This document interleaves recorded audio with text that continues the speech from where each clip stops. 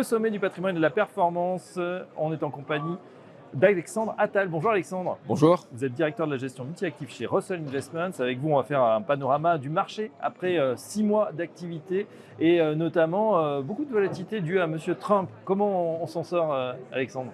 C'est vrai qu'au bout de ce premier semestre, finalement, pour un investisseur qui avait regardé les marchés au mois de janvier et qui reviendrait aujourd'hui, pourrait se dire bah, tiens, il ne s'est rien passé, les marchés ont été positifs, ça a été assez haussier. Oui. Et finalement, c'est un bon semestre pour les actifs risqués.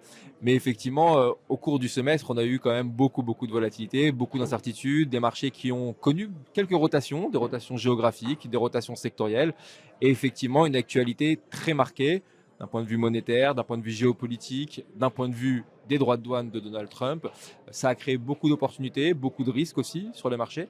Mais au final, on se rend compte qu'on termine le premier semestre avec des marchés qui sont positifs sur les marchés actions, quelles que soient les zones géographiques. Même les marchés US sont désormais revenus en territoire positif. C'est vrai. Mais davantage, peut-être de manière un petit peu contre-intuitive, c'est surtout sur les marchés de taux qu'on a eu de la volatilité. Et c'est les marchés de taux qui, eux, restent plutôt challengés, plutôt en territoire sous pression, parce qu'effectivement, il y a une inflation qui baisse, mais une économie qui tient, un cycle économique qui reste résilient. Et donc, ça laisse des marges de manœuvre un petit peu plus tenues, moins fortes pour les banquiers centraux à baisser les taux. Et donc, oui, l'inflation baisse. Est-ce qu'il y a des craintes d'un retour d'inflation avec les droits de douane? Ça crée effectivement quelques incertitudes sur les marchés, obligataires essentiellement, mais sur les marchés actions, pour l'instant, la volatilité a baissé, on est en positif. Et il a fallu plutôt tenir la barre et rester investi pour profiter de ce premier semestre. Ah oui, d'autant qu'un maître mot, c'est la diversification. Or, on voit, notamment dans ce nouveau contexte, que quand ça baisse, tout baisse, les taux et les actions. Alors c'est vrai qu'on a eu un phénomène un petit peu de recorrélation des classes d'actifs, notamment des grandes classes d'actifs, actions et taux, avec finalement lorsqu'il y a des phases de stress, les marchés actions qui corrigent et des marchés de taux qui corrigent également. Donc plus compliqué de générer de la valeur de par la diversification.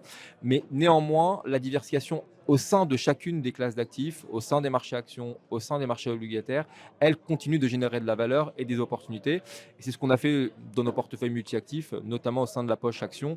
On a essayé de profiter du panel, panel de stratégies sectorielles et géographiques pour pouvoir justement s'affranchir ou limiter les impacts de la volatilité sur nos portefeuilles multi-actifs. Vous nous dites que vous êtes confiant sur les actions, les actifs risqués, notamment le marché US. Alors, marché US, malgré la baisse du billet vert?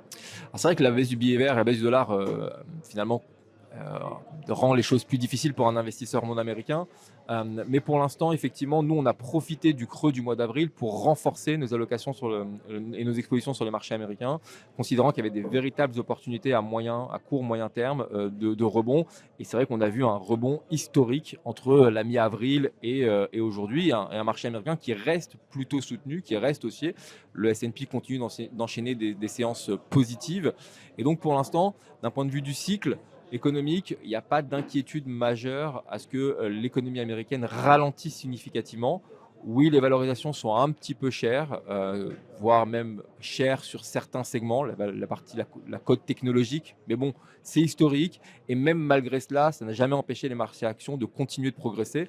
Donc c'est pour ça que nous, on considère, d'un point de vue du cycle, des valorisations et même du sentiment des investisseurs, pour l'instant, l'économie américaine est positive, est résiliente, connaît sa descente d'inflation, mais continue à délivrer de la croissance et des perspectives positives.